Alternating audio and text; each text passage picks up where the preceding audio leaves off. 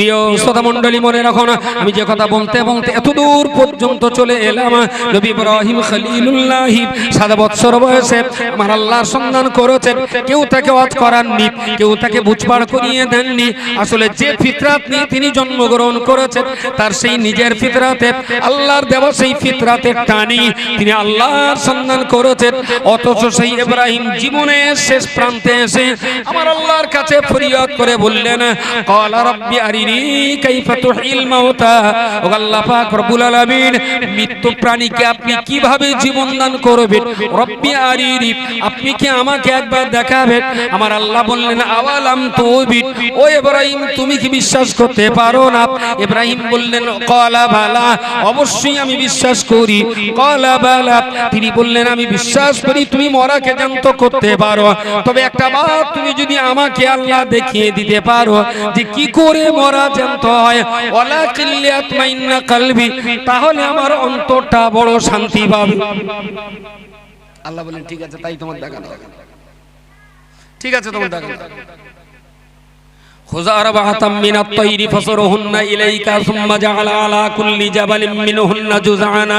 আমার আল্লাহ পাক রব্বুল আলামিন বললেন, ইব্রাহিমের মরা প্রাণী কি করে জ্যান্ত এটা যদি দেখতে চাও, খুযা আরবাআতাম মিনাত তায়রি, তোমার পছন্দ মতো 4টে পাখি তুমি বাছাই করে নাও। 4টে পাখি, মানে পাখি 4টে যে কি পাখি ছিল তার কোন তাফসীরের কিতাবে আমি পাইনি। তবে আরো অনেক তাফসীরের কিতাব আছে, হাদিস আছে, আমি তো একটার দাগ পড়ি, হয়তো কোনো কিতাবে আছে, সেটা আমার পড়া হয়নি। পাখির নাম করা বলতে পারবো না। ফাসরুহুন্না বললেন, এই পাখিগুলো তুমি বাড়ি ধরে এনে পোষো, পুষে এত পোষমা নাও, ডাকলি যেন তোমার কাছে আসে, ডাকলি যেন তোমার কাছে চলে আসে। তুমি পোষো, ওদের পুষে খাওয়া দাও, ওদের যত্ন করো, আদর করো, ওরা তোমার পোষ মেরে যাবে, খাঁচায় বন্দি করতে যাবে না, তুমি ডাকলি এসে যাবে। শালিক পাখি পোষ মনে না? শালিক পাখি পোষ মানার দুটা পাখির কথা বলে,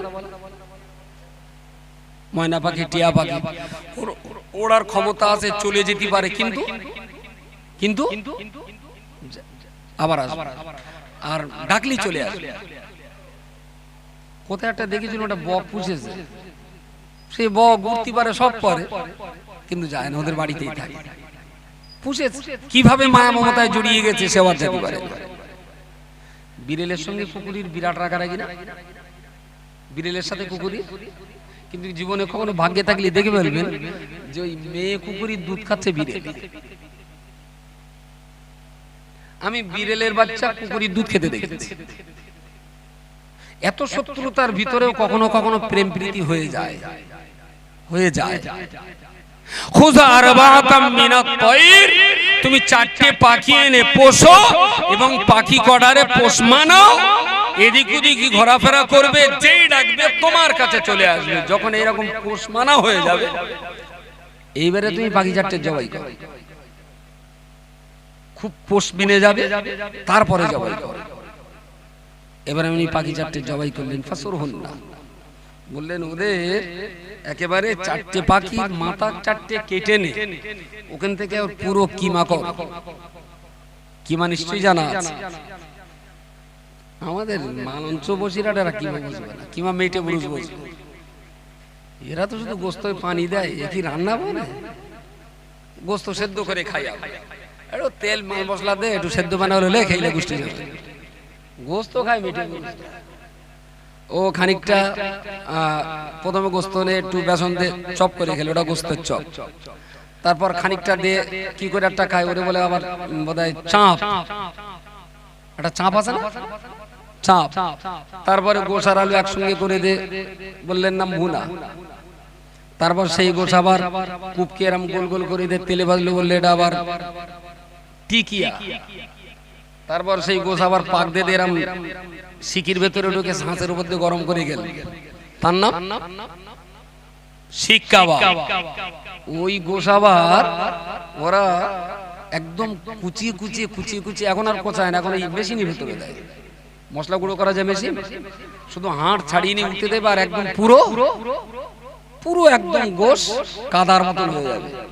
ওতে এবারে মাল মশলা দে করা, দ্যাট ইজ কি বলে কি মা? বাহ, তো আমার উপরের পার্টি আছে কি মা।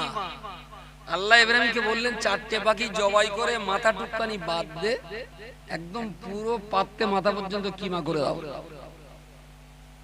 তো সেদিন তো আর এরকম মেশিন ছিল না, উনি হাত দিয়ে কুপিয়ে কুপিয়ে কুপিয়ে কুপিয়ে হাড় আর গোশত একদম পুরো বাটা মতো করে ফেললেন। চারটে পাখি আল্লাহ বললেন চারটের একসঙ্গে করে দাও। তো চারটে এরকম পাখি বাটা একসঙ্গে করে দিয়ে হুকুম করে পুরো মিশিয়ে দিলেন। ثم جعل كل جبل منهن جزعا ثم جعل على كل جبل منهن جزعا। ও নবী ইব্রাহিম খলিলুল্লাহ, আমি আল্লাহ পাক রব্বুল আলামিন আমি এবার তোমাকে বলছি, তোমার সামনে যতগুলো পাহাড় তুমি দেখতে পাচ্ছ, ওই গোশতের কিমাগুলো চারটে পাখির গোশত একসঙ্গে কিমা করে মিশিয়ে ফেলেছো। এবার ওইগুলোকে চারটি পাহাড়, বহু পাহাড় তুমি যেগুলো দেখতে পাচ্ছ, পাহাড়ের বিভিন্ন কিনারায় তুমি সেগুলোকে ছড়িয়ে দাও। এই পাহাড়ের উপরে উঠলেন খানিকটা দূরে, এরম এরম করে এদিক সেদিক করে, সে তো আর দলা তো নেই, কি মাওলি আর কি হবে, ওই এখানে ওখানে ছড়িয়ে দিয়ে আল্লাহ যা বলছেন ইব্রাহিম নবী তাই করছেন। টানা রোদি পাহাড়ে উঠতে যেরকম কষ্ট, গার ঘামে নিয়ে যাচ্ছে আর মনে মনে রাগ হচ্ছে, মরা কি করে জানতে হয়, যেরম আমার চুলকুনি সেরম মাটো, নিজে নিজেই আর কি, বিরাট কষ্ট। তো পাহাড়ের উপরে উঠে আল্লাহ বলেছেন সুম্মা জাআলা আলা কুল্লি জাবালিন, জাবাল মানে পাহাড়, মিনহুন্না জুজআন, টুকরো টুকরো করে সমস্ত পাহাড়গুলোতে ছড়িয়ে দাও। ছড়িয়ে দিলেন, দিয়ে ফিরে এলেন, বললেন এই পাখি যখন তুমি পুষতে এদিক ওদিকে যখন চলে যেত দূরে দাঁড়াচ্ছে, ওই 20 হাত দূরে 50 হাত দূরে গাছের ডালে এখানে ওখানে, তুমি ডাকলে আসতো? মানে বললেন হ্যাঁ আসতো। ও তো পুষে ফেলেছে, তো পোষ মানা পাখি, আমি ডাকলি আসতো। বললেন সুম্মা দুউন্না ইয়াতিনাকা সাইয়া, জ্যান্ত পোষা পাখি তুমি যখন আগে ডাক দিলে তোমার কাছে আসতো, আরেকবার ডাক দাও, আরেকবার ডাক দাও। আল্লাহ নবী ইব্রাহিম খলিলুল্লাহ আলাইহিস সালাম এই কিস্তের কিমাগুলো বিভিন্ন পাহাড়ের চূড়ায় চূড়ায় ছড়িয়ে দিলেন। আল্লাহ পাক যেই না বললেন সুম্মা দুউন্না ইয়াতিনাকা সাইয়া, ওই পাখিগুলোর এক এক করে তুমি নাম ধরে ডাক দাও। কোথায় কোন পাখির গোশত, কোথায় কোন পাখির রান, কোথায় কোন পাখির পশম, কোথায় কোন পাখির পাখানা, কোথায় কোন পাখির শিরোপাশের আকার সঙ্গে মিশে গেছে, একই সঙ্গে কিমা করে তো ছড়িয়ে দেওয়া হলো। উনি এই ছড়িয়ে দেওয়ার পরে নিজের জায়গায় এসে এক এক করে পাখি চারটার নাম ধরে যেই না ডাক দিলেন, বিভিন্ন পাহাড়ের উপর থেকে পাহাড়ের একটু বিভিন্ন জায়গা থেকে জমতে জমতে চারটে পাখি ইব্রাহিম খলিলুল্লাহ সামনে হাজির হয়ে গেল। জোরে সোরে বলুন সুবহানাল্লাহ। আল্লাহর বান্দা বলুন না এটা কি করে সম্ভব? পৃথিবীর কোন বৈজ্ঞানিককে আপনি বোঝাবেন আর কোন বৈজ্ঞানিক এই চ্যালেঞ্জ গ্রহণ করবে? চারটে পাখির গোশত মিশিয়ে ছড়িয়ে দেওয়ার পরে আবার সেই পাখি নতুন করে প্রাণ ফিরে পাবে। এটা যদি হাদিস হতো তাও আপনি বলতে পারতেন ও হাদিসটা জয়ীফ হাদিস, এটা তো একটা লাইন পেতেন, কিন্তু এটা তো কোরআনের আয়াত, কোরআনের কোন আয়াতকে জয়ীফ বলার লাইন আছে? এ তো স্পষ্ট কোরআনের আয়াত। চারটে পাখি এসে গেল, মাথাগুলো কার? মাথা পাখির মাথা চারটে, ও চারটে তো মনে হয়নি, ও চারটে ইব্রাহিমের কাছে ছিল। চারটে পাখি পাহাড়ের উপর থেকে, তার মানে ধরুন একটা পাখি শালিক ছিল, ধরুন এখন শালিকের গোশতটা তো সব জায়গায় ছড়িয়ে, তাহলে এখানকার শালিকের, ওখানকার শালিকের, ওখানকার সব জায়গায় যা যেগুলো ছড়িয়েছিল সেগুলো এক জায়গায় শালিকটা চলে এলো। ইব্রাহিম খলিলুল্লাহ শালিকের মাথায় বগের, শালিকের ঘাড়ের উপরে বগের মাথাটা দিলেন, জোড়া লাগলো না। যেই শালিকের মাথাটা দিলেন সঙ্গে সঙ্গে জয়েন্ট হয়ে গেল। আরো একবার বলুন সুবহানাল্লাহ। ইব্রাহিম ঠেকিয়ে দিলেন তো জোড়া লেগে গেল, পাখি কিচির মিচির করতে লাগলো। ইব্রাহিম চাইলেন মাথাটা আরেকবার টেনে খুলে নেবেন, আর খুলিনি। আল্লাহ বললেন ইব্রাহিম মরা কি করে জ্যান্ত হয় বুঝলে কিছু? হ্যাঁ বুঝলাম, কিন্তু আমি তো বুঝলাম, কিন্তু মানুষের গল্প দিলে মানুষ কি বিশ্বাস করবে? আমি দেখেছি, আমি দেখেছি, কিন্তু এবার যাদেরকে বলবো তারা তো আমার কাছে শুনবে। আমার যে বিশ্বাসটা ছিল দেখার পরে বিশ্বাস ততটাই আছে, বিশ্বাস ততটাই আছে, তবে অন্তরটা শান্তি পেয়েছে। ও আচ্ছা এইরকম হয়, ঠিক আছে। এবারে যেটা আমার বলা, ইব্রাহিম খলিলুল্লাহ দেখতে চেয়েছিলেন মরা কি করে জ্যান্ত হয়, তিনি দেখেছেন। আমাদের তো দেখা হয়, আমাদের দেখা হয়, আমরা তো দেখিনি। কিন্তু কবরের ভিতরেও যে আমাদের মরা হতে, মরার পরে আর একবার জ্যান্ত হতে হবে। মিনহা খালাকনাকুম ওয়া ফিহা নুঈদুকুম ওয়া মিনহা নুখরিজুকুম তারাতান। পরে তো সবাই কবরস্থানে বোঝে মোটামুটি। তারাতান উখরা, তোমার এই দেওয়া হলো এই জায়গায়, এখান থেকে আরেকবার তোমার উঠতে হবে, আরেকবার তোমাকে ওঠানো হবে। তাহলে চারটে পাখির গোশত একসঙ্গে মিক্সিং করে ছড়িয়ে দেওয়ার পরেও চারটে পাখি যদি আলাদা আলাদা ভাবে আবার এক জায়গায় হয়ে তৈরি হতে পারে, রক্ত মাংস হাড় হাড্ডি সবকিছু মাটি খেয়ে নেওয়ার পরেও আল্লাহ কি আরেকটা আব্দুল মাতিন তৈরি করার ক্ষমতা রাখেন না? আল্লাহ ألم يكن نطفة من مني يمنى ثم كان علقة فخلق فسوى فجعل منه الزوجين الذكر والأنثى أليس ذلك بقادر على أن يحيي الموتى। আমার আল্লাহ পাক তো বান্দার দিকে লক্ষ্য করে বললেন, আলাম ইয়াকুন নুতফাতান, বান্দারে তুমি কি ছিলেন এক ফোঁটা নাপাক পানি, সুম্মা কানা আলাকাতান, ওই এক ফোঁটা নাপাক পানিকে তোমার মায়ের পেটের ভিতরে রক্তে পরিণত করা হয়েছিল, তারপরে সেটাকে জমাট বাঁধা গোশতে পরিণত হলো করা হলো। ফাখালাকা, তারপরে আমি আল্লাহ তোমাকে সৃষ্টি করলাম মায়ের পেটের ভিতরে। ফাসাওয়া, তোমার মা তোমাকে প্রসব করলেন, আমি আল্লাহ তোমার প্রভাব প্রতিপত্তি দিলাম। ও আমার বান্দা বলো বলো, ফাখালাকা ফাসাওয়া ফাজাআলা মিনহু যাওজাইনি যাকারা ওয়াল উনসা। আর এই মায়ের পেটের ভিতরে কাউকে নারী আর কাউকে পুরুষ তৈরি করি, এই ক্ষমতা আমি আল্লাহ ছাড়া তো আর কেউ কারো নাই। আলাইসা যালিকা বিকাদিরিন আলা ইউহিয়াল মাউতা। হে পৃথিবীর ইমানদার মানুষেরা বলো বলো, এক ফোঁটা নাপাক পানি দিয়ে তোমার মায়ের পেটের ভিতরে যদি মায়ের দেহের বাহ্য পদার্থ নাপাক মাসিকের রক্ত খাইয়ে আমি আল্লাহ যদি মায়ের পেটের ভিতরে তোমাকে তিলে তিলে বড় করতে পারি, তাহলে দুনিয়ার জীবন খতম হয়ে যাবার পরেতে মাটির গর্তে তোমাকে দাফন করে ফেলার পরেতে আর একটা বার কি আমি আল্লাহ তোমাকে তৈরি করতে পারি না?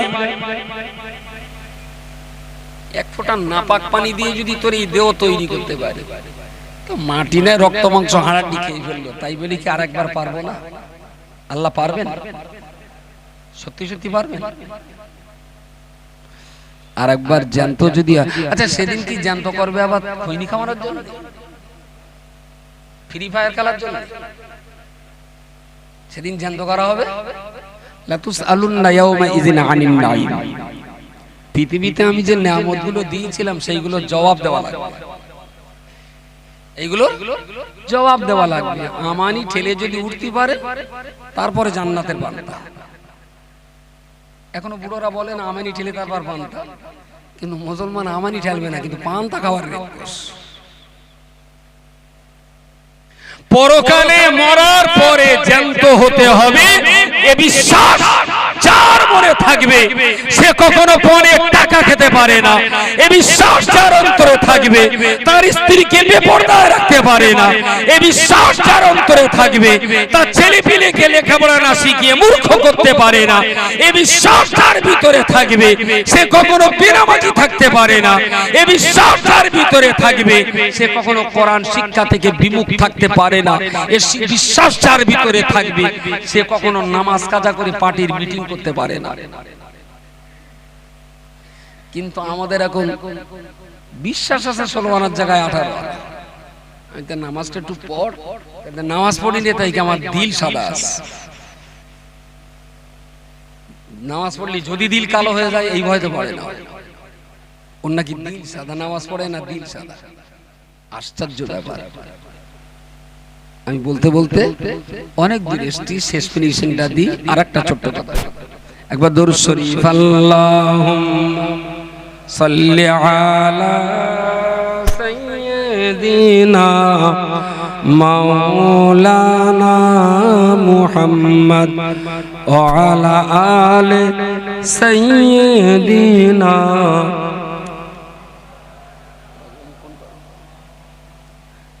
যে কথাটা আবার বলবো সেম টু সেম পাশাপাশি। নবী উযাইর আলাইহিস সালাম ও কাল্লাযী মাররা আলা ক্বরিয়া ওয়া হিয়া খাবিয়াতুন আলা উরুশিয়া। কোরআনের এই কথাগুলো যদি সবাই পড়তেন, সবাই জানতেন, সবাই বুঝতেন, কত সুন্দর হতো, কত ভালো হতো। কিন্তু জানি না এই সাদার স্বপ্ন কোনোদিন মিটবে কিনা। বখতে নাসার বলে আমরা এখন বর্তমান যাকে ফিলিস্তিন বা ইসরায়েল বলি, এই এলাকার একজন বাদশা ছিলেন, তার নাম ছিল বখতে নাসার। জেরুজালেমের কোন একটা গ্রামের উপরে তিনি অস্ত্র চালিয়ে গোটা এলাকাটাকে একদম ধূলিসাৎ করে দিয়েছিলেন, ধূলিসাৎ করে দিয়েছিলেন। সেখানে ঘর বাড়ি আছে, কিন্তু ঘরের ছাদে বিরাট বড় অশ্বত্থ গাছ, প্রমাণ করায় যে কোন কালে এখানে বড় লোকের বাস ছিল। ছোট ছোট অনেকগুলো ঘর আছে, দেখলে বোঝা যায় যে এই জায়গাটা এককালে বাজার ছিল। ঠিক এইরকম কিছু লক্ষণ আছে, কিন্তু একেবারেই জনমানব শূন্য জঙ্গলে পরিণত হয়ে গেছে। নবী উযাইর আলাইহিস সালাম ওনার গাদার পিঠে উঠে চড়ে যেতে যেতে ওই জায়গাটায় যে এই সমস্ত জিনিস দেখলেন, দেখে শুনে কি মন হলো, উনি গাদার পিঠ থেকে নামলেন, গাদাটা একটা জায়গায় বেঁধে রেখে উনি ঘুরতে লাগলেন। পুরো সব দেখলেন আর বুঝলেন যেটা সত্যিকারের কোনো কালে একটা বিরাট জনবসতি ছিল এবং এটা একটা বাজার ছিল। অনেক বড় বড় ধনী মানুষের ঘরবাড়ির ভগ্ন অবশেষ এখনো পড়ে আছে। এসব কিছু দেখলেন, দেখে আবার আল্লাহর কাছে মাথা নত করে বললেন, ও আল্লাহ, এত সুন্দর একটা সাজানো গোছানো বাজার কিভাবে ধূলিসাৎ হলো? আবার এই মৃত বাজার আপনি কোনো না কোনো দিন হয়তো জীবন দিয়ে আবার সচ্ছল করে দেবেন। আল্লাহ, তুমি গফুর, তুমি গফফার, তুমি বড় হাকিম, তুমি হিকমতওয়ালা, তুমি এসব কিছু করতে পারো, এসব কিছু তুমি করতে পারো। ওই গাদাটা বেঁধে রেখে একটা জায়গায় অনেকটা ঘুরেছেন, তো ঘুরে ঘুরে হেঁটে একটা জায়গায় শুয়ে পড়েছে। চিন্তা রয়েছে, সঙ্গে একটু আঙ্গুর আছে, ডুমুর আছে। আমাদের দেশে যারে ডুমুর বলা হয়, আরব দেশে তাকে ওই অত্তিনি ওয়াজাইতুন অতুর সিনিন ওয়া হাযাল বালাদিল আমিন। তিন মানে ডায়সু ময়সু র, ডুমুর। তবে সেটাও ডুমুরের মতো দেখতে, তবে আমাদের এই ডুমুরের মতো সে ডুমুর রান্না করে খাওয়া হয় না। সেটা ওই আঙুরের মতো এক জাতীয় কাঁচা বা পাকিয়ে খাওয়া জিনিস, তবে চেহারাটা সম্পূর্ণ ডুমুরের মতো। যাক, তো এই ডুমুর, আঙুর আর কিছু ফলের রস ছিল। উনি ওই সমস্ত দেখে না হতবাক হয়ে খাওয়ার কথা আর মনে নেই, মাথায় হাত দিয়ে শুয়ে পড়ে ভাবছেন যে এই শহর একদিন জীবন্ত ছিল, আজকে মরে গেছে, না জানি আবার কবে আল্লাহ হয়তো এই মরা শহরের ভিতরে আবার প্রাণ সঞ্চার ঘটাবে। আল্লাহ, তুমি কি না করতে পারো। এই ভাবতে ভাবতে ভাবতে ভাবতে নবী উযাইর আলাইহিস সালাম ঘুমিয়ে পড়েছেন। একেবারে ঘুমিয়ে যে পড়লেন, তা আল্লাহ ওই আমরা বলি না জম্মের ঘুম, জম্মের ঘুম পাড়িয়ে দিলেন। কতদিন ঘুমিয়েছিলেন? মিয়াতা আমিন, পুরো 100 বছর। 100 বছরের এই 100 বছরের ভিতরে সেই মার্কেট আবার সচল হয়ে গেছে। এখান থেকে সেখান থেকে লোকজন এসেছে, এসে আবার ঘর বাড়ি হতে হতে হতে হতে হতে হতে আপনাদের এই মালঞ্চ মঠ বাড়ি, এখন মালঞ্চর বাজারে 3-4টে যা বড় বড় দোকান হয়েছে। 100 বছর আগে মালঞ্চর অবস্থা কি ছিল বলে মনে হয়? 100 বছর আগে যে লোক মালঞ্চ মঠ বাড়ি দেখেছে, তার জন্য এখন দেখানো হয়, সে আর চিনতে পারবে? মালঞ্চ মঠ বাড়ি চিনতেই পারবে না। 100 বছর পরে ঘুম ভাঙল, ঠেলে উঠলেন। আসলে শুয়েছিলেন সকাল 7টা 8টা 9টা 10টার দিকে, আর ঘুমে যখন ঠেলে উঠছেন তখন বেলা ডুবল বিকেলের দিকে। আল্লাহ ফেরেশতা দিয়ে জিজ্ঞেস করলেন, ফেরেশতা এসে বললেন, কাম লাবিস্তা? ক্বালা কাম লাবিস্তা? قال لبثت يوما او بعض يوم বলেন ঘুমিয়েছিলাম এই তো ঘুমানো সকালের দিকে এখনো একদিন হয়নি কে খুব বেশি যদি হয় একটা দিন পেরিয়ে তারপরের দিন বিকালে উঠেছি সকালে ঘুমিয়েছি বিকালে উঠেছি তা মনে হচ্ছে একদিন পুরিনি আমার লবিস্ত ইয়াওমান আও বাদ ইয়াওম একটা দিনের কিছু অংশ قال بل لبثت 100 عام ফেরেশতা বললেন তুমি একদিন শোনি তুমি এখানে ঘুমোচ্ছ 100 বছর 100 বছর হযরত উযায়ের অবাক হয়ে গেলেন 100 বছর বলিস কি তাহলে তুমি 100 বছর ঘুমিয়েছি তাহলে 100 বছর ঘুমলি কখনো হয় তাহলে বলছি হয় তাহলে কি করে বিশ্বাস করবে যে 100 বছর ঘুমোচ্ছে তাহলে তোমার গাধাটা দেখো আর পাশ ফিরে দেখে যেখানে গাধা বাঁধা আছে না সে গাধা নেই তো গাধা বি তাহলে 100 বছর একটা গাধা থাকে মরে ভুষ হয়ে গেছে হযরত সাল্লাম আস্তে আস্তে যেন চোখ খুলছে যে দেখলেন গাধার গলায় ওই আমাদের দেশে প্রথমে গরুর গলায় একটা গলান থাকে গলান না কি বলে প্রথমে একটা দড়ি দেওয়া থাকে ওরে কি বলে কি গলান এবারে গলানের সাথে আর দড়ির সাথে এরকম একটা গোল লোহা থাকতো এখন আর আছে সেটা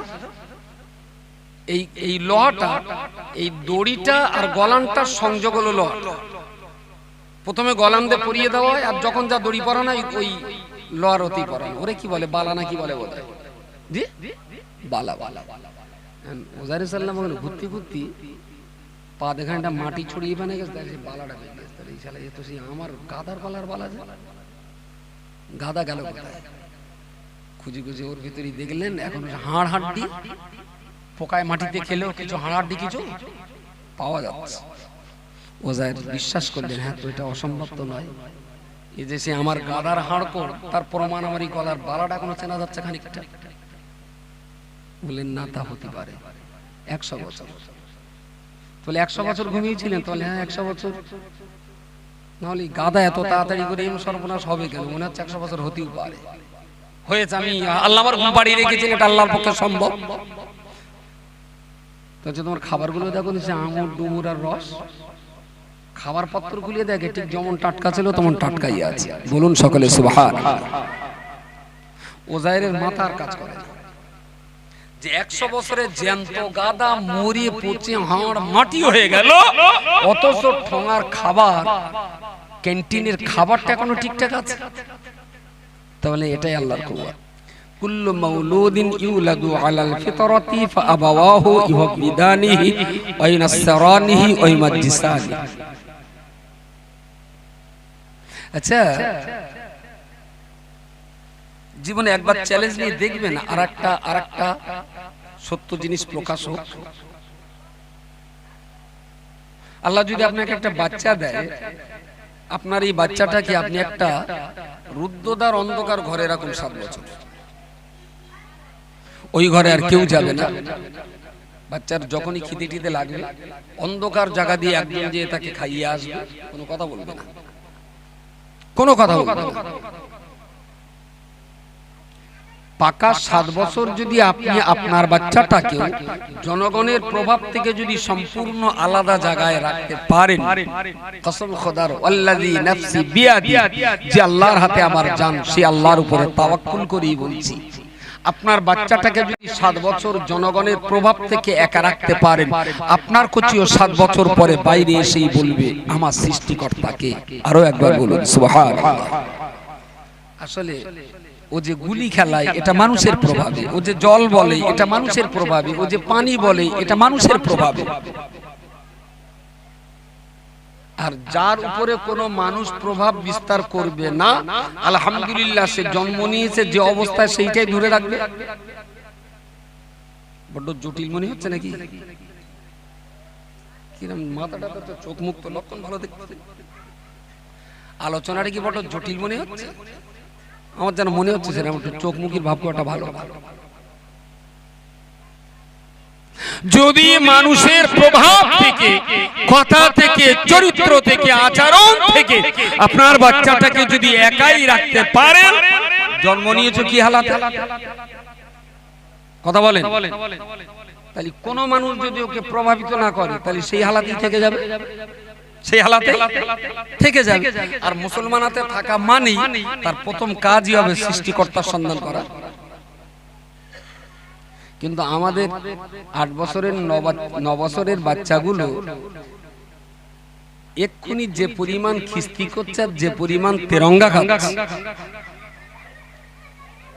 তাতে করে এই বাচ্চাগুলো যদি মানব সমাজের প্রভাব থেকে মুক্ত থাকতো আলহামদুলিল্লাহ, তাহলে এরাই সর্বনাশটা হতো না।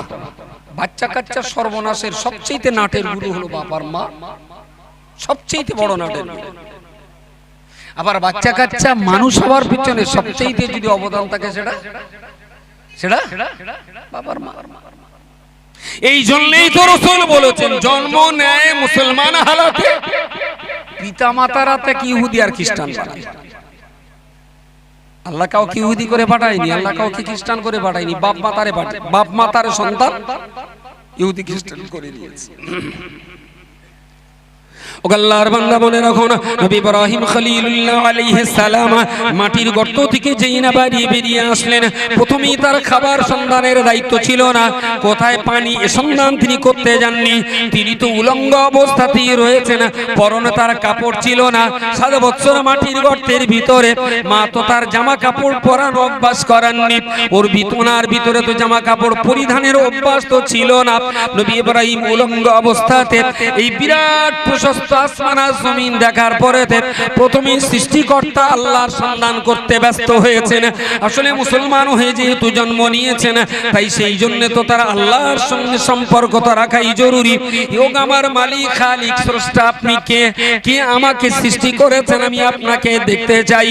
এমন ভাবতে ভাবতে আসমানের মাঝে যখন তারকা দেখতে পেলেন, নবী ইব্রাহিম বললেন এই বোধহয় আমার সৃষ্টিকর্তা হবেন, এই বোধহয় আমার স্রষ্টা হবেন। তারা যখন ডুবে গেল উনি বললেন না না না না, যে ডুবে যায় নিজের জায়গায় নিজের ক্ষমতা ধরে রাখতে পারে না, সে কখনো আমার স্রষ্টা হতে পারে না। আসমানে যখন চন্দ্র উদিত হলো, ইব্রাহিম খলিলুল্লাহ চাঁদ দেখে বললেন এই বোধহয় আমার স্রষ্টা, আমার খালিক হবে, ইনি বোধহয় আমাকে সৃষ্টি করেছেন। চাঁদও যখন ডুবে গেল, ইব্রাহিম খলিলুল্লাহ বললেন না না, যে শক্তি হারিয়ে যায়, যে শক্তি ডুবে যায়, সে শক্তি তো কখনোই আমার স্রষ্টা হতে পারে না। পরদিন সকাল বেলাতে যখন পূব আকাশে ডগমগ করে জ্বলন্ত অগ্নিপিণ্ড সূর্য উদিত হতে দেখলেন, উনি বললেন হাযা রাব্বি হাযা আকবার, এই আমার স্রষ্টা, এই আমার সৃষ্টিকর্তা, এর আলো বেশি জ্যোতিও বেশি, ইনি বোধহয় আমার সৃষ্টি করেছেন। সন্ধ্যাবেলায় যখন পশ্চিম আকাশে সূর্য ডুবে গেল, ইব্রাহিম খলিলুল্লাহ বললেন না না না না, এও আমার প্রভু হওয়ার যোগ্য নেই, আমার প্রভু নয়, তারা আমার প্রভু নয়, চাঁদও আমার প্রভু নয়, সূর্য আমার প্রভু নয়, একমাত্র তিনি তার নিজের ভাবনা চিন্তা দিয়ে এই আয়াত তেলাওয়াত করে পড়ে নিলেন, ইন্নী ওয়াজ্জাহতু ওয়াজহিয়া লিল্লাযী ফাতারাস সামাওয়াতি ওয়াল আরদা হানিফা ওয়া মা আনা মিনাল মুশরিকিন। ওগো আমার খালিক মালিক আল্লাহ, আমি চাঁদ তারা সূর্যকে দেখে স্রষ্টা মনে করছিলাম, কিন্তু আসলে তারা আমার স্রষ্টা নয়, বরং আসমান জমিন চাঁদ তারা সূর্যকে যিনি সৃষ্টি করেছেন, আমার অন্তরটাকে আমি না দেখা সেই স্রষ্টার দিকে রুজু করে দিলাম। আচ্ছা, ইব্রাহিমের কাছে কে কেউ ওয়াজ করেছিলেন? কেউ তাবলীগ করেছিলেন? কোন পীরকে কি ইব্রাহিমের মুরিদ করেছিলেন? তখনও পর্যন্ত তো ইব্রাহিম পৃথিবীর কোন মানুষের সংস্পর্শে আসেনি। একটাই মানুষের সংস্পর্শে এসেছিলেন, সেটা তার মা। মা, কিন্তু মা তো 7 বছরে কথা বলেন, শুধু খাবারটাই খাইয়ে এসেছেন, মুখটাও দেখেন। তাহলে জন্মানোর পরে মানব সন্তানের প্রথম ডিউটি হলো স্রষ্টার জন্য প্রাণকে নিবেদিত করা। তো ভেবেছিলেন চাঁদ সূর্য তারকাকে এরা হতে পারে, একটা একটা করে ডুবে গেল। উনি বললেন এরা আমার স্রষ্টা না, বরং এদেরকে যিনি সৃষ্টি করেছেন সেই না দেখা স্রষ্টার প্রতি অজ্জাহাতু আমি আমার অন্তরকে সেই দিকেই রুজু করে দিলাম। আরো একবার বলুন সুবহানাল্লাহ। আমার সমাজ ব্যবস্থা আমাদের কুমনোভাব, আমাদের কুচিন্তা, আমাদের কুপ্রভাবে আমাদের সন্তানগুলো কুমতলবে তৈরি হচ্ছে, বেড়ে উঠছে। অন্তত দায়িত্ব এটা থাক। ওরা তো ইসলাম থেকে টেনে ইহুদি করে ফেললো, এরা তো ইসলাম থেকে বের করে খ্রিস্টান করে ফেললো। অন্তত আমরা বাপ মা হিসাবে যে জায়গাটায় আছি ওই জায়গাটায় অন্তত ধরে রাখার ডিউটিটাও তো আমাদের ছিল, সেটাও আমরা পারি। একটু বলবেন, মাত্র 7 বছরের বাচ্চা শিশু, যার মগজে এই চিন্তা, এই চেতনা, এই ভাবনা, তিনি আজকে জীবনের শেষ প্রান্তে যে জিজ্ঞেস করছেন, আল্লাহ মরা কি করে জ্যান্ত হয় আমার একটু দেখাবেন। আল্লাহ বললেন, তোমার কি বিশ্বাস হয় না? তাহলে হ্যাঁ বিশ্বাস করি, তবে দেখলে একটু মনে শান্তি হয়, দেখলে একটু মনে শান্তিটা হয়। 7 বছরে যিনি কারোর কথা না শুনেই, যিনি নিজের কলবি চিন্তা দিয়ে আল্লাহর সন্ধানে ব্যস্ত, তিনি আজকে আল্লাহর ক্ষমতা চোখে দেখতে চাচ্ছেন, চোখে দেখতে চাচ্ছেন। বিশ্বাসের কি ঘাটতি ছিল? জোরে বলেন। তাহলে দেখতে চাচ্ছেন কেন? কোন নবীর বিশ্বাসের ঘাটতি এই জিনিস কখনো হতে পারে না। কোন নবীর যদি ঈমান আর বিশ্বাসের ঘাটতি থাকে তাহলে তো উম্মত শেষ। তার মানে ঠিক মিজানুরের মতন, বুঝতে পারেন? আমারে বিশ্বাস করে বিরাট, কিন্তু চোখই না দেখে মেয়েটা বেঁধে গেল।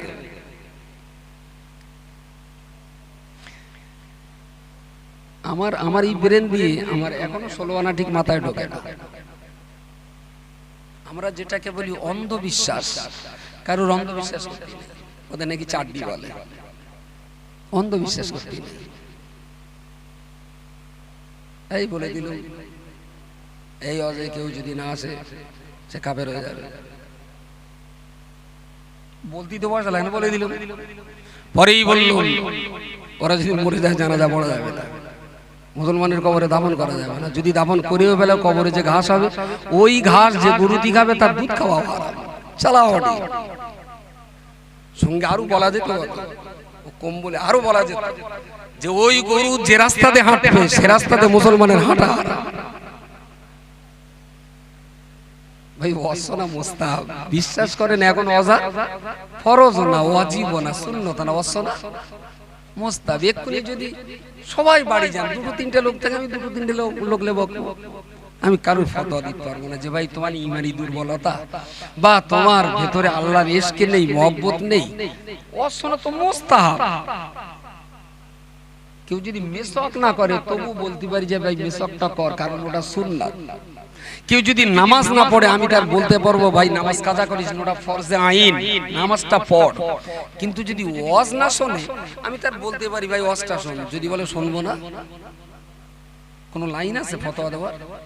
কোন লাইন? এখন আমি ফতোয়া দিয়ে দিল যে আমার ওয়াজ আজকে যে যা শুনবে না ওর স্বামী গোষ্ঠী 14 পুরুষ 8টাও জান্নাতে যাবে না। এর পরেও যদি দুটো লোক বলে মাতিন ঠিক বলেছে, সেই হলো 4টি। তারে বলে অন্ধভক্ত। আমার জ্ঞান যতটুকু বুঝে এসেছে তাতে মনে হয়েছে অন্ধভক্ত যদি হতে হয় দুটো জায়গায় হবে, একটা কোরআনে আর একটা হাদিসে। বলুন সকলে সুবহানাল্লাহ। পৃথিবীর আর কোন জায়গায় আমি অন্ধভক্ত হব না, চোখলা ভক্ত হব। কোরআনে কোনো ভুল আছে? কোনো ভুল? নবী জীবনে মিথ্যা বলেন?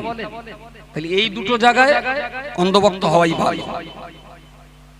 এই দুটো জায়গাকে অন্ধের মতো মেনে নেওয়া আসলে আমার যুক্তি, আমার থিওরি, আমার জ্ঞান, আমার শিক্ষা, আমার দীক্ষা দিয়েও আমি যদি বুঝতে নাও পারি তবুও বলবো কোরআনে যেটা আছে ওটা সত্যি আছে, আমার মাথায় নাও ঢুকতে পারে। একটা ছোট্ট মশলা, দাদা বেঁচে আছে, নাতি বেঁচে আছে, মাঝখানের থেকে বাপ মরে গেছে। নাতি বেঁচে আছে, বাপ মরে গেছে, দাদা বেঁচে আছে। তাহলে উপরে দাদাটা বেঁচে আছে, নিচে নাতিটা বেঁচে আছে, মাঝখানের থেকে বাপটা।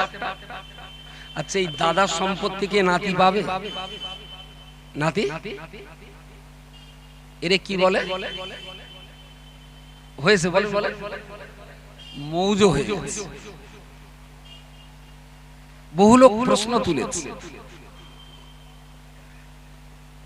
ইসলাম তো এতিমদের সেবা করতে বলে, কিন্তু এই এতিম সন্তানটাকে সম্পত্তি থেকে ইসলাম বঞ্চিত করলো কেন? বুঝতে পারেন না? কোরআনের বিরুদ্ধে অনেকেই প্রশ্নটা তোলে, অনেক মুসলমানও তোলে যে আল্লাহ দয়াবান গফুর ও গফফার, তিনি একটি এতিম বাচ্চা তার হকটা আল্লাহ নষ্ট করলেন, দাদার সম্পত্তি থেকে বাচ্চাটা বঞ্চিত। অ্যাকচুয়াল কিন্তু উঠে গেছে। অ্যাকচুয়াল কিন্তু ইসলাম নাতিকে বঞ্চিত করেন, এটা আমাদের জানা অভাব। এটা নিয়ে একটা মুভমেন্ট হওয়া উচিত। আমাদের দেশ যখন স্বাধীন হয়, আমাদের দেশটা যখন স্বাধীন হয়, স্বাধীন ভারতে হিন্দু মুসলমান সবাই থাকবে। এখন মুসলমানদের বিয়েটা হবে কোরআনের আইন মতো, মুসলমানদের জমি জায়গা ভাগ হবে কোরআনের আইন মতো, মুসলমানরা মরার পরে দাফন হবে কোরআনের আইন মতো। তো কোরআনের এই আইনগুলো স্পেশাল করে মুসলমানদের জন্য রাখা হলো, তাকেই বলা হয় মুসলিম পার্সোনাল ল। মুসলিম পার্সোনাল ল, এটা কি তার কারণ নেই? শুনেছেন হিন্দু পার্সোনাল ল, খ্রিস্টান পার্সোনাল ল?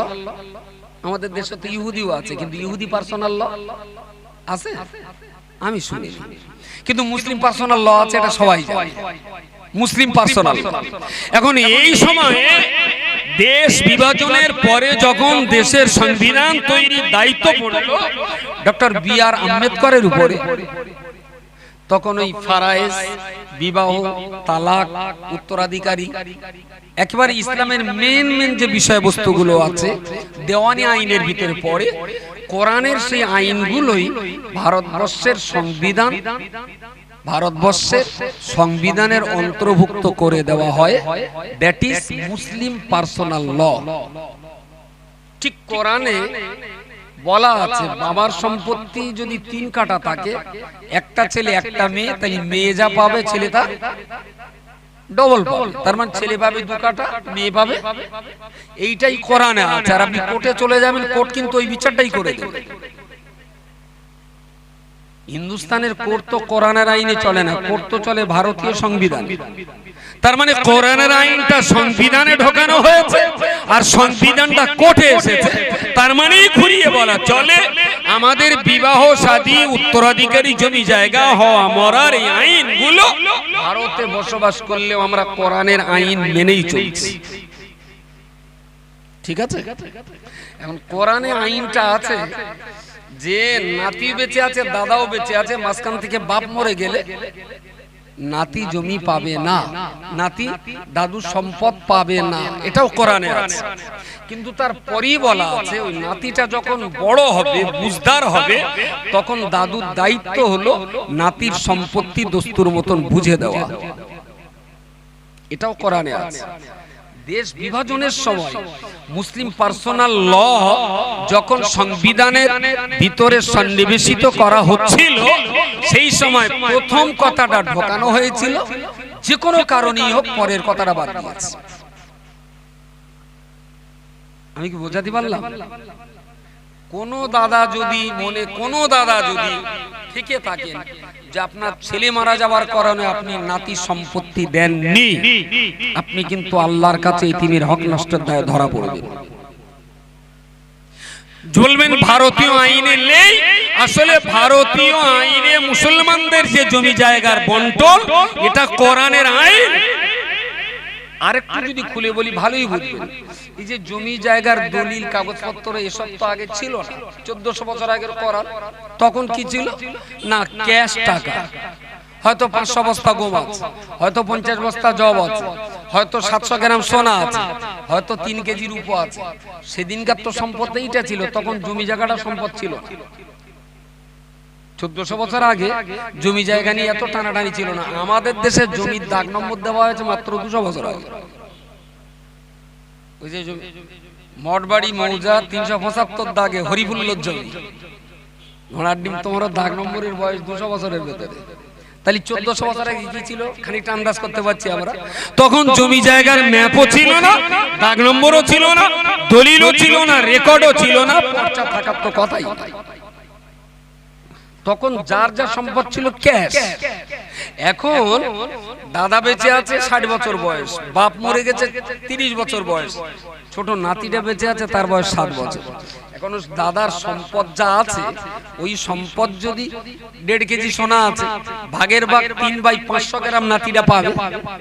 এখন এই নাতিটা যদি 500 গ্রাম সোনা দেওয়া হয়, 7-8 বছরের বাচ্চাই 500 গ্রাম সোনা কি হেফাজত করতে পারবে? এই জন্য আল্লাহ প্রথমে বলেছেন যে দাদার সম্পদ ওকে এখন দিও না, যেহেতু বাচ্চা মানুষ, ও সম্পদ রক্ষা করবার এখন ওর বুঝপাড় হয়নি। কোরআনের পরের আয়াতে আল্লাহ দাদাকে বলেছেন, যখনই এই নাতি সহায় সম্পদ নিয়ে বুঝপাড় আর হেফাজত করতে শিখবে, তখন ওর বাবা যতটা পেত ততটা সম্পত্তি অবশ্যই ওই নাতির নামে লিখে দেওয়া দাদার ডিউটি। এরকম কোন পার্টি যদি থাকেন এক্ষুনি বাড়ি গিয়ে ব্যবস্থা করেন, তা নইলে আপনার কবরে ব্যাংক ডাকতেই ডাকবে। রক্ষা করার কোনো হিম্মত নেই। আমার নলেজ আছে বহু জায়গায় এই এতিম বাচ্চাদেরকে দাদা মাহরুম করে দিয়েছে। বললো না আইনে রয়েছে সেজন্য দেওয়া হয় না। আরে আইনে তো কোরআনের একটা আয়াত আইনে ঢুকেছে, পরের আয়াতটা তো আইনে ঢোকানো হয়নি। এইটা একটা আন্দোলন করে যদি মুসলমানরা, এখনো মুসলিম পার্সোনাল ল বোর্ড যদি মুভমেন্ট করে এটাকে যদি ঢোকাতে চায়, ঢোকানো সম্ভব। আর ওইটা যখনই ঢোকানো যাবে, কোর্ট সঙ্গে সঙ্গে বলে দেবে যে বাপ মরে গেলে ওর বাবার যে সম্পত্তি পাওনার হকদার দাদু, সেই সম্পত্তি আপনি ওর নাতির, আপনার নাতির নামে লিখে দিলেন, ও পাওনাদার আপনার সম্পত্তি। তখন দিতে আল্লাহ বারণ করেছেন কেন? যেহেতু নাতি মানে ছেলে মানুষ, সোনা দানা রূপ মতো হেফাজত করতে পারবে না, এই জন্য ওর এখন দিও না। যখন বড় হবে তখন দাদুর দায়িত্ব, সম্পত্তি ওকে। মশলাটা কি বোঝাতে পারলো? এই মশলাটার দাম দেবেন আজকে? এই মশলাটার দাম দিতে পারবেন? কোনদিন যদি শোনেন যে নাতির কোলে বাবা মারা গেছে এবং সেই নাতিটা বঞ্চিত হচ্ছে, তাহলে প্রত্যেকটা মুসলমানের উচিত কোরআনের আয়াত পড়ে সেই দাদার চোখ খুলে দেওয়া। জোরে এতিম হয়ে গেছে, ও ভাগের ভাগ বুঝে দেওয়ার দায়িত্ব তোমার, অবশ্যই বুঝে দেবে। অত্যন্ত নেককার এবং লজ্জাজনক ভাবে 3-4টে চাচা সেই সম্পত্তি ভোগ করছে। যার আব্বা মারা গেছে সে বেচারা 2 ভাই, তারা এই ভিটে তাদের বাসই হলো না, চলে যেতে হলো নানার ভিটে। এত বড় অমানুষ চাচা কখনো হয়? এত বড় অমানুষ কখনো দাদারা হয়? এতিম বাচ্চা দুটোর সে নানার বাড়িতে পাঠিয়ে দিতে হলো। ওরা তো ন্যায্য হকদার, কোরআনের আইন অনুযায়ী ওরা অবশ্যই পাওনাদার। প্রথমে দিতে বারণ করা হয়েছে এই জন্য, যেহেতু ওরা সম্পদ রক্ষা করার যোগ্য নয়, সেই জন্য এখন দিও না। ওরা যখন বড় হবে ওদের পাওনা বুঝে দাও। আজকের দিনে তো কোনো সমস্যা নেই। আজকের দিনে ক্যাশ টাকার মামলা নেই, সোনার মামলা নেই, রূপোর মামলা নেই, এখন জমির মামলা। তো আমি দাদু, আমার ছেলে মরে গেছে, নাতি বেঁচে আছে, তা আমার ছেলে যদি 10 কাঠা জমি পেত, আমি দস্তুর মতো সেই 10 কাঠা যদি আমি নাবালক বাচ্চার নামে লিখে দিই, তাহলে এই 10 কাঠা জমি রক্ষা করার ব্যাপারে নাবালক বাচ্চার কি কোনো সমস্যা আছে? কথা বলেন। ও যেহেতু নাবালক, ওই সম্পত্তি কেউ বেঁচে খাতে পারবে না, ও নিজেও বেঁচে পারবে না। নাবালক ছেলে 12 বছর বয়সে যদি বলে ও পুলিশ আমার এই 3 বিঘে জমি আছে, পুলিশ আমি 2 বিঘে বিক্রি করবো, পুলিশ বলে দেবে তোমার বেচার বয়স এখন হয়নি, 18 পার করো। তারপর সেদিন সম্পত্তি রক্ষা করার ক্ষমতা ছিল না, যেহেতু ক্যাশ সোনা নগদ টাকা, তাই আল্লাহ দিতে বারণ করেছেন, এক্ষুনি দিও না, বড় হোক তারপরে দাও। এখন এই বড় হোক তারপরে দাও, এই কথাটাই আমাদের সংবিধানের ভিতরে ঢোকে, যার জন্য কোর্টে ওই কথাটা বলা হয় না।